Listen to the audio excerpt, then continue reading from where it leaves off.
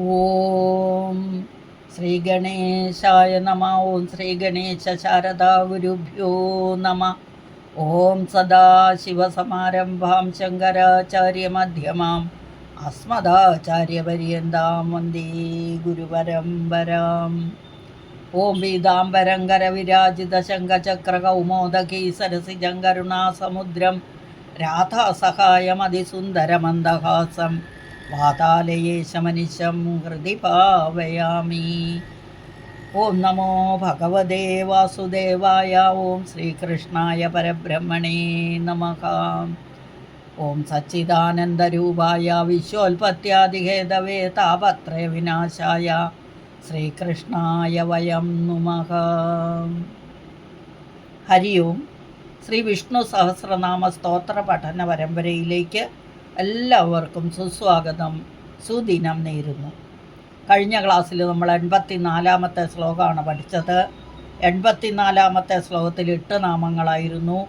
84-ാമത്തെ ശ്ലോകം പഠിച്ചു കഴിഞ്ഞപ്പോൾ 790 നാമങ്ങൾ പഠിച്ചു. ഇന്ന് നമുക്ക് പഠിക്കേണ്ടത് 85-ാമത്തെ ശ്ലോകം. ആദ്യം ശ്ലോകം വായിക്കാം.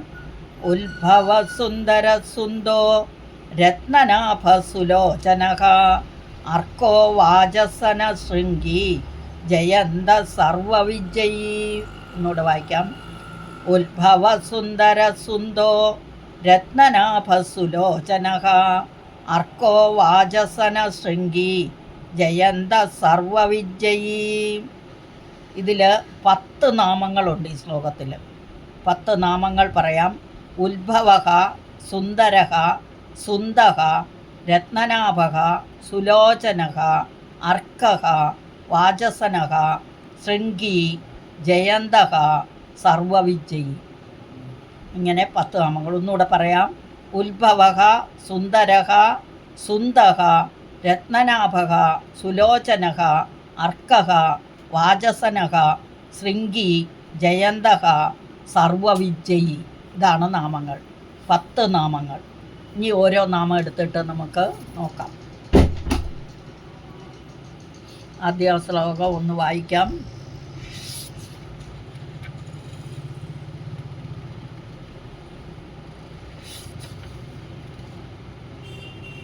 ഉത്ഭവ സുന്ദര സുന്ദോ രത്നനാഭസുലോചനഃ അർക്കോ വാചസന ശൃംഗി ജയന്ത സർവവിജയീ.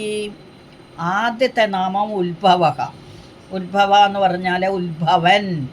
2 അർത്ഥം. ഒന്ന് ഉത്കൃഷ്ടമായ ജന്മമുള്ളവൻ എന്നൊരർത്ഥം, രണ്ടാമത്തെ ജന്മമില്ലാത്തവൻ എന്ന് വേറൊരർത്ഥം. അപ്പം നമ്മൾ 374-ാമത്തെ നാമത്തിലും ഇത് തന്നെ ആയിരുന്നു അല്ലേ, ഉത്ഭവഃ എന്ന്. അപ്പം അതിൽ ഇവിടെ ഉത്കൃഷ്ടമായ ജന്മമുള്ളവനെന്നും ജന്മമില്ലാത്തവനെന്നും അർത്ഥം. അപ്പോൾ സ്വന്തം ഇഷ്ടത്താൽ സ്വേച്ഛയാൽ ലോകസംഗ്രഹത്തിനായി ഭഗവാൻ അവതരിക്കുന്നു. ചരാചരങ്ങളെപ്പോലെ പ്രാരബ്ധ കർമ്മത്താൽ അല്ലാത്തതിനാലും സാധു സംരക്ഷണത്തിനും ദുഷ്ടനിഗ്രഹത്തിനും അവതരിക്കുന്നതിനാൽ ഉത്കൃഷ്ടമായ ജന്മമുള്ളവൻ എന്നർത്ഥം. ഇനി ഉപഗതമായ, അതായത് വരാത്തതായ ഭാവമുള്ളവൻ, ഭാവമല്ല ഭവമുള്ളവൻ. അതായത് 2 തരത്തിൽ ഇത് ചെയ്യാം. ആദ്യത്തേത് ഉത്കൃഷ്ടമായ ജന്മമുള്ളവൻ, അതായത് ഭഗവാൻ സ്വന്തം ഇഷ്ടത്തിൽ എന്താകണം, ഞാൻ പലതായി തീരട്ടെ എന്ന് സങ്കല്പിച്ചു, അങ്ങനെ ആയി തീർന്നു. അതുപോലെ തന്നെ എന്ത് ഇച്ഛിക്കുന്നുവോ അത് നടത്തുന്നു. അപ്പോൾ അങ്ങനെ തൻ്റെ ഇച്ഛ പോലെ ലോകസംഗ്രഹത്തിന് ഭഗവാൻ അവതരിക്കുന്നു. അതുകൊണ്ട് പിന്നെ ദുഷ്ടനിഗ്രഹണത്തിനും ഭഗവാൻ അവതരിക്കുന്നുണ്ട്. അതുകൊണ്ട് ഉത്കൃഷ്ടമായ ജന്മമാണ് ഭഗവാന്റെ. അതുകൊണ്ട് ഉത്ഭവൻ എന്ന ഭഗവാന് പേര്. ഇനി ഉപഗതമായ, അതായത് വരാത്തതായ ഭവമുള്ളവനെന്നും വ്യാഖ്യാനിക്കാം. അനാദിയും നിത്യനും സത്യവും ആയ ഭഗവാന് ജനനമില്ല. ജനനം ഇല്ലാത്തതുകൊണ്ട് മരണവുമില്ല. അതുകൊണ്ട് ഭഗവാൻ ഉത്ഭവഃ, ജനനം ഇല്ലാത്തതുകൊണ്ട് ഉത്ഭവഃ. അടുത്ത നാമം സുന്ദരഃ. ഭഗവാൻ സുന്ദരനാണ്, സൗന്ദര്യമുള്ളവൻ. അതായത് സൗന്ദര്യയുടെ മൂർത്തീഭാവമാണ് ഭഗവാൻ അല്ലേ. നമ്മുടെ നാരായണീയത്തിൽ ഭഗവാന്റെ രൂപത്തെക്കുറിച്ച് വർണ്ണിക്കുന്നുണ്ടല്ലേ. നാരായണീയം 2-ാം അധ്യായത്തിൽ നോക്ക്, ഭഗവാനെ വർണ്ണിക്കുന്നു. 1-ലും 2-ലും ഒക്കെ ഭഗവാനെ വർണ്ണിക്കുന്നുണ്ട്. അപ്പോൾ സൗന്ദര്യത്തിൽ ഭഗവാനോളം സുന്ദരനായിട്ട് ആരുമില്ല. ഏത് അവതാരം എടുത്താലും അതിലെല്ലാം ഭഗവാന്റെ ആ സൗന്ദര്യത്തെ വർണ്ണിക്കുന്നുണ്ട്. വിഷ്ണു സഹസ്രനാമത്തിൽ തന്നെ തൻ്റെ മുമ്പിൽ നിൽക്കുന്ന കൃഷ്ണനെ കണ്ടുകൊണ്ട് ഭക്തന്മാരുടെ ഹൃദയങ്ങളെ ആകർഷിക്കുന്ന സൗന്ദര്യത്തെ പ്രകീർത്തിക്കുന്ന ഒട്ടധികം നാമങ്ങൾ അല്ലേ. സ്വാംഗഹ, കാന്തഹ, ഹേമാങ്ക എന്ന് എല്ലാം ഉള്ള നാമങ്ങൾ ഭഗവാന്റെ സൗന്ദര്യത്തെ കാണിക്കുന്നു. ഇനി ചിദാനന്ദൻ ഓരോരോ ജീവനിലും ആത്മാവായി ഇരുന്നു കൊണ്ട് ഭഗവാനെ അതിൽ സ്പർശിക്കുമ്പോൾ സൗന്ദര്യം അറിയുന്നു. അപ്പം മനഃശാന്തി നേടുന്നു. അപ്പോൾ ആ സമയം തന്നെ നമ്മൾ ഗുണാതീതരാകുകയും ചെയ്യുന്നു. എല്ലാ ഗുണങ്ങളും കിട്ടും. അപ്പോൾ അന്ധഃകരണത്തിൽ നിന്ന് വിട്ടിട്ട് നൈമിഷിക മാത്രമാണ് ഭഗവാനെ ഹൃൽപുണ്ടരീകത്തിൽ സ്ഥാപിച്ചത്. അതായത് ഹൃദയമാകുന്ന താമരയിൽ സ്ഥാപിച്ചിട്ട് എപ്പോഴും കണ്ടുകൊണ്ടിരുന്നാൽ ആത്മനിർവൃത്തി ഉണ്ടാവും. അപ്പോൾ അത്രയ്ക്ക് സുന്ദരനാണ് ഭഗവാൻ. അടുത്ത നാമം സുന്ദഹ. സുന്ദ എന്ന് പറഞ്ഞാൽ കാരുണ്യ സ്വരൂപൻ, കാരുണ്യമുള്ളവൻ. ഭക്തന്മാർ എന്തൊക്കെ ആവശ്യപ്പെടുന്നോ അതെല്ലാം കൊടുക്കുന്നു അല്ലേ. സ്മരിക്കുമ്പോൾ തന്നെ കരുണാർദ്രമായ മനസ്സോടെ ഏതെങ്കിലും രൂപത്തിൽ ഭഗവാൻ അവരെ സഹായിക്കും. അപ്പോൾ അവരുടെ അപരാധങ്ങളെല്ലാം പുറത്ത് മഹാവിഷ്ണു വായുവാഹനായി അവിടെ എത്തുന്നു നമ്മൾ ആഗ്രഹിച്ചാൽ. ദ്രൗപദിയുടെ അത്താഴത്തിന് ശേഷം അക്ഷയപാത്രം കഴുകി വെച്ച സമയത്ത് ദുര്യോധനൻ്റെ പ്രേരണ കൊണ്ട് ദുർവാസാവും ശിഷ്യന്മാരും ആഹാരം കഴിക്കാൻ വന്നു. അപ്പോൾ ധർമ്മപുത്രർ ക്ഷണിക്കുകയും ചെയ്തു. ദ്രൗപദി ഹൃദയം നൊന്ത് വിളിച്ചപ്പോൾ ഭഗവാൻ അവിടെ എന്ത് ചെയ്തു? ആ ദ്രൗപദി കഴുകി വെച്ചിരുന്ന പാത്രത്തിൽ പറ്റിപ്പിടിച്ചിരുന്ന ഒരു കുഞ്ഞ് ചീരയില കൊണ്ട് ദുർവാസാവിനെയും ശിഷ്യന്മാരെയും സൽക്കരിച്ച് സംതൃപ്തരാക്കി. അപ്പോൾ ധർമ്മപുത്രരുടെ ശാപം ഭയന്ന് അവർ ഓടിപ്പോയ കഥ പുരാണ പ്രസിദ്ധമാണ്. അപ്പം ധർമ്മപുത്രർ അവിടെ അഥവാ ഭഗവാൻ ഇത് ചെയ്തില്ലായിരുന്നെങ്കിൽ ധർമ്മപുത്രർ എല്ലാവരെയും ശപിച്ചേനെ. അപ്പോൾ ധർമ്മപുത്രരുടെ ആ ധർമ്മം അല്ലെങ്കിൽ അത് രക്ഷിച്ചു ഭഗവാൻ എന്നർത്ഥം. അതുപോലെ ഗജേന്ദ്രമോക്ഷം ആ കഥയും ഇതാണ്. സുന്ദഹ കാരുണ്യ സ്വരൂപനാണ് ഭഗവാൻ. അടുത്ത നാമം രത്നനാഭക. രത്നത്തിൻ്റെ ശോഭയുള്ള നാഭിയുള്ളവൻ. പത്മനാഭൻ എന്ന് പറയില്ലേ, പത്മം നാഭിയിലുള്ളവൻ. അതുപോലെ ഇവിടെ രത്നനാഭി, രത്നം പോലെ ശോഭയുള്ള നാഭിയുള്ളവൻ എന്നർത്ഥം. അപ്പോൾ ഭഗവാന്റെ നയനങ്ങളെ പല നാമങ്ങളിലും വർണ്ണിച്ചു. ഇപ്പോൾ വർണ്ണിക്കുന്ന രത്നതുല്യം എന്ന നാഭിയെ. അപ്പം ഇതിന് കുറേ കാരണങ്ങളുണ്ട്. അതായത് ഗർഭസ്ഥ ശിശു മാതാവിൽ നിന്ന് നാഭിമാർഗം പോഷകാഹാരങ്ങൾ എടുത്ത് വളരുന്നു. പക്ഷേ അവതാരങ്ങളിൽ ഭഗവാന് മാതാവില്ല. ആ മാതാവുമായിട്ടുള്ള നാഭി വഴിയുള്ള ബന്ധമില്ല. സ്വന്തം മഹിമയാൽ ഭക്തന്മാരുടെ ഇച്ഛയനുസരിച്ച് അവരിൽ അത് അവതരിക്കുന്നു ഭഗവാൻ. അപ്പോൾ ശ്രീരാമൻ, ശ്രീകൃഷ്ണൻ, വാമനൻ, പരശുരാമൻ, ബലരാമൻ എല്ലാം ഉദാഹരണങ്ങളാണ്. നാഭി വഴിയാണ് താമര ഉണ്ടായത്. നാഭിയിൽ ഭഗവാന്റെ നാഭിയിൽ ഒരു താമരയുണ്ടായി. ആ താമരയിലാണ് ബ്രഹ്മാവ് ജനിച്ചത്. അപ്പം ആ താമരയിലാണ് ആ ബ്രഹ്മാവിനെ കണ്ടത്. പിന്നെ നമ്മുടെ നാഭിയിൽ നിന്ന് പ്രണവ ശബ്ദം പരയായി വന്ന് വശ്യന്തിയായി, മധ്യമയായി, വൈഖരിയായി വലത്തെ ചെവിയിൽ കൂടി പരബ്രഹ്മത്തിൽ ലയിക്കുന്നുവെന്നും ഭഗവാന്റെ നാഭിയെ ധ്യാനിക്കുന്ന യോഗികളുമുണ്ട്. ഇതെല്ലാം അതുകൊണ്ട് രത്നനാഭക എന്ന് ഭഗവാന് രത്നനാഭൻ എന്ന് പേര്. അടുത്ത നാമം സുലോചന. സുലോചന ശോഭനങ്ങളായ കണ്ണുകളുള്ളവൻ. ലോചനം കണ്ണാണ്, സുലോചന നല്ല ലോചനമുള്ളവൻ. അപ്പം സത്യം, ജ്ഞാനം, അനന്തം, ബ്രഹ്മ എന്ന ഉപനിഷത്ത് മന്ത്രപ്രകാരം ഭഗവാൻ ജ്ഞാനമൂർത്തിയാകുന്നു. അപ്പം ഈ ജ്ഞാനം ഈ സർവജ്ഞത കണ്ണുകളെ ശോഭനമാക്കുന്നു. സഗുണോപാസകർ, അതായത് നല്ല ഇതായിട്ടുള്ളവർ, സഗുണ ഉപാസകർ, സത്വഗുണം കൊണ്ട് ഉപാസിക്കുന്നവർ കണ്ണുകളെ നോക്കി ആനന്ദം കൊള്ളുന്നു. അപ്പം നേത്രേന്ദ്രിയങ്ങൾക്ക് രൂപഗ്രഹണ സാമർഥ്യം നൽകുന്ന നയനങ്ങളാണ് ഭഗവാന്റേതെന്ന് പറയുന്നു. അപ്പോൾ ഈ കേനോപനിഷത്തിൽ ചക്ഷു എന്ന് പറയുന്നുണ്ട്. ചക്ഷു, അതായത് കണ്ണുകൾക്ക് രൂപഗ്രഹണ സാമർഥ്യം നൽകുന്ന നയനങ്ങളാണ് ഭഗവാന്റേത് എന്ന്. അതുകൊണ്ട് ഭഗവാൻ സുലോചനൻ. ഇനി അർക്കഹ, അടുത്ത നാമം. അർച്ചിക്കപ്പെടുന്നവൻ എന്നൊരർത്ഥം, സ്തുതിക്കപ്പെടുന്നവൻ എന്ന് വേറൊരർത്ഥം, ആദിത്യൻ എന്ന് വേറൊരർത്ഥം. അപ്പം ചതുർമുഖനായ ബ്രഹ്മാവ് തുടങ്ങിയ ദേവന്മാരാലും, ദേവർഷി നാരദൻ തുടങ്ങിയ ദേവർഷികളാലും, സിദ്ധന്മാരാലും ഗന്ധർവന്മാരാലും എല്ലാം നിത്യവും അർച്ചിക്കപ്പെടുന്നവനാണ് ഭഗവാൻ. ഭഗവാനെ അർച്ചിച്ചു കൊണ്ടിരിക്കുന്നു, പൂജ ചെയ്തുകൊണ്ടിരിക്കുന്നു.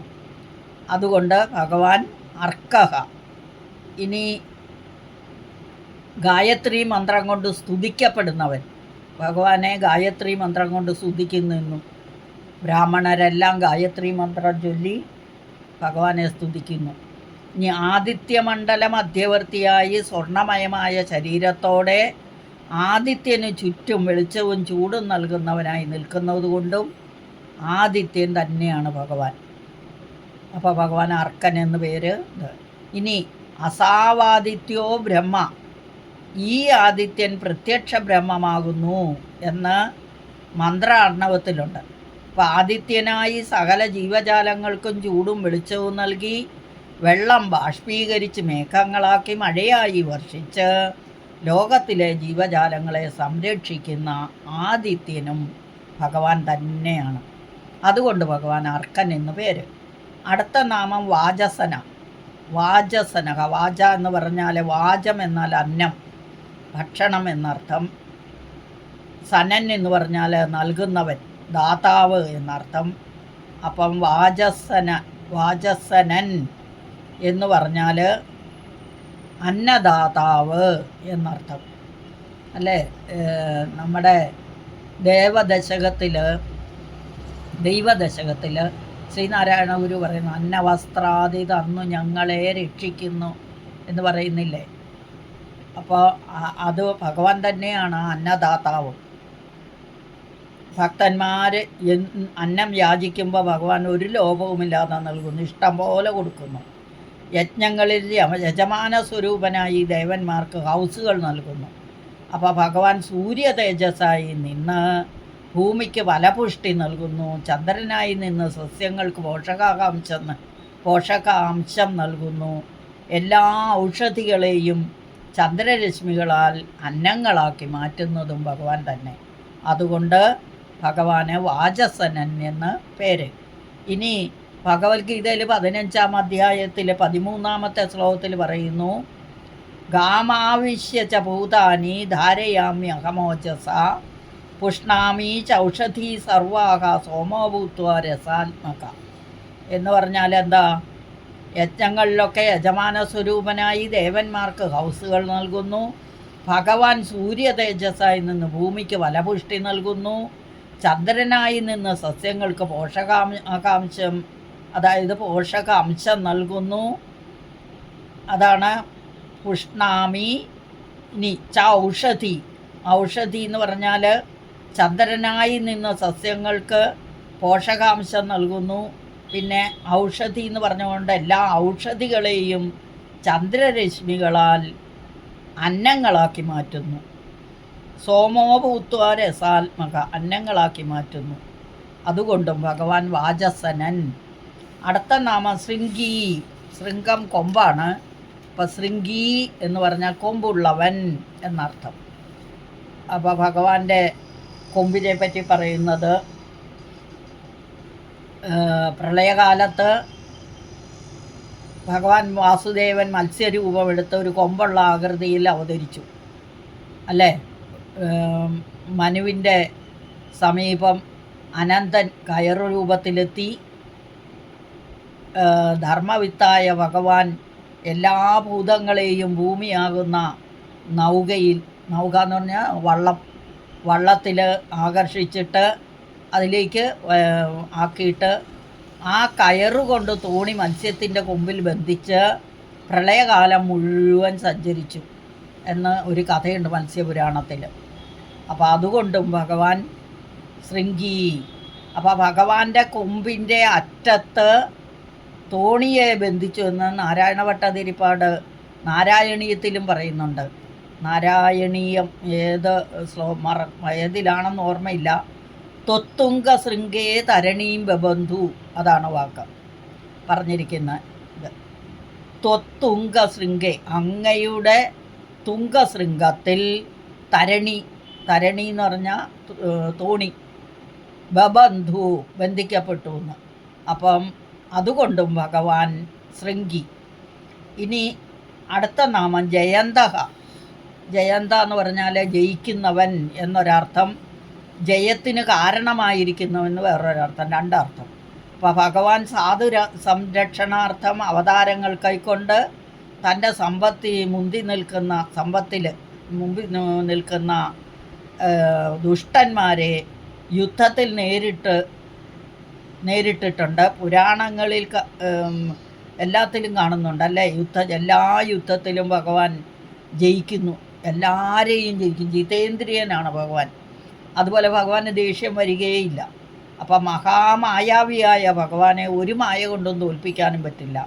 ബാണാസുരനെ പരമശിവൻ കാത്തുരക്ഷിച്ചിരുന്നെങ്കിലും ഭഗവാൻ മഹാവിഷ്ണുവിന് ബാണനെ തോൽപ്പിച്ച് ഗർവം ശമിപ്പിക്കാൻ ബുദ്ധിമുട്ടേണ്ടി വന്നില്ല. വേഗം തന്നെ ഭഗവാൻ അത് ചെയ്തു. അപ്പം ഇങ്ങനെ ഒത്തിരി ഉദാഹരണങ്ങളുണ്ട്. ഓരോ അവതാരത്തിലും ഭഗവാൻ ദുഷ്ടന്മാരെ ജയിക്കുന്ന കഥകളുണ്ട്. ഇനി ഭഗവാൻ ദേവന്മാരുടെ വിജയത്തിന് ഹേതുവായിത്തീരുന്നു. എപ്പോഴും ദേവന്മാരുടെ വിജയത്തിൽ ഭഗവാനാണ് ജയിക്കുന്നത്. ഭഗവാൻ വന്ന് ദേവന്മാരെ ജയിപ്പിക്കുന്നു. പാർത്ഥസാരഥിയായി അർജുനനെ വിജയിപ്പിച്ചതും ഭീമനെ കൊണ്ട് ജരാസന്ധനെ കൊല്ലിപ്പിച്ചതും ഭഗവാൻ തന്നെയാണ്. അതുപോലെ പറഞ്ഞാൽ തീരാത്ത അത്ര സംഭവങ്ങളുണ്ട്. അർജുനനോട്, ആ യുദ്ധഭൂമിയിൽ തളർന്നിരുന്ന അർജുനനോട് ഒരു നിമിത്തം മാത്രമായി ഭവിക്കൂ എന്ന് പറഞ്ഞു ഭഗവാൻ അല്ലേ? ഭഗവത്ഗീത 11-ാം അധ്യായത്തിൽ 33-ാമത്തെ ശ്ലോകത്തിൽ നിമിത്തമാത്രം ഭവ സവ്യസാചിൻ എന്ന്. സവ്യസാചിൻ എന്ന് അർജുനനെ വിളിച്ച പേരാത്. അർജുനൻ്റെ ഒരു പര്യായമാണ് സവ്യസാചിൻ. അപ്പോൾ അല്ലയോ സവ്യസാചി അർജുന, നിമിത്തമാത്രം ഭവ, ഒരു നിമിഷത്തേക്ക് മാത്രം ഭവിക്കുന്നു എന്ന് പറഞ്ഞാൽ എല്ലാം നിൻ്റെ ഇതൊക്കെ വിട്ടിട്ട് നീ ഒരു നിമിത്തം മാത്രം, ഇത് കാരണം മാത്രമാണ്.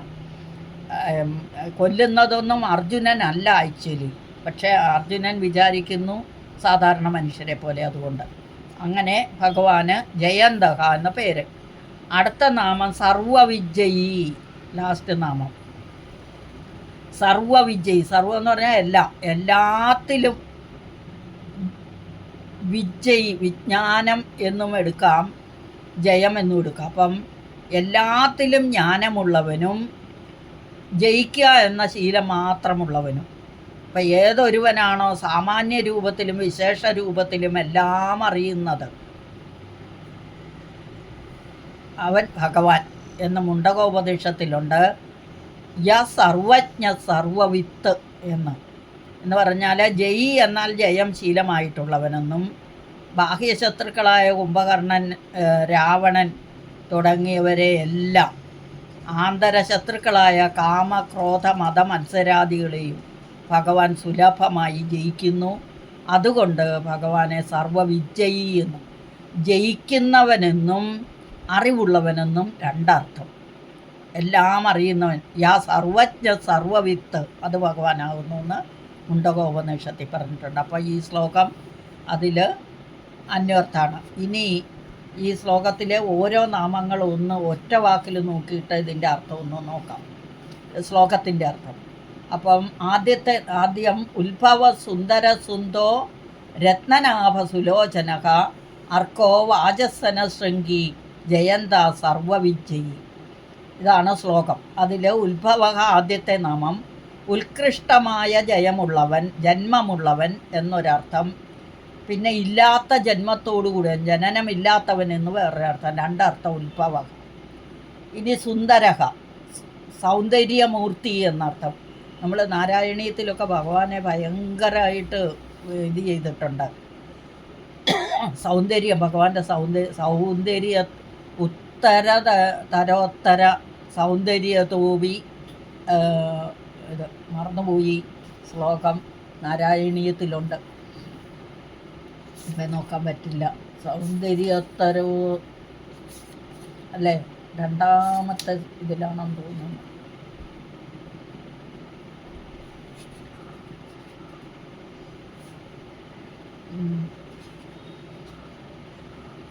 സൂര്യസ്പർത്തി കിരീടം രണ്ടാമത്തെ അധ്യായത്തിൽ അല്ലേ, കുറേ ഇതുണ്ട്. മധുരമാണ് ഭഗവാന്റെ രൂപം. പിന്നെ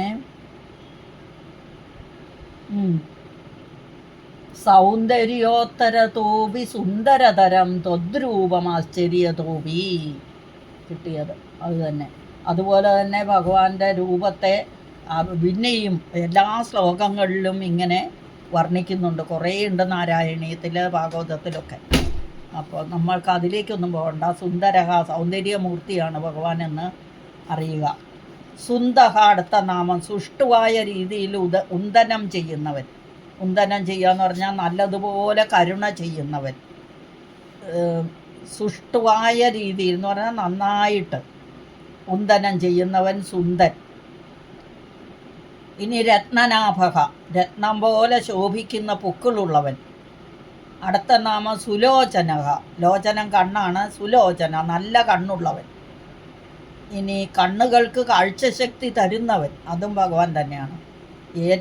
ഏറ്റവും വലിയ ഉൾക്കാഴ്ചയുള്ളവൻ, അതും ഭഗവാൻ തന്നെ. അപ്പോൾ അതുകൊണ്ടെല്ലാം സുലോചനൻ എന്ന പേര് ഭഗവാന് ചേരുന്നു.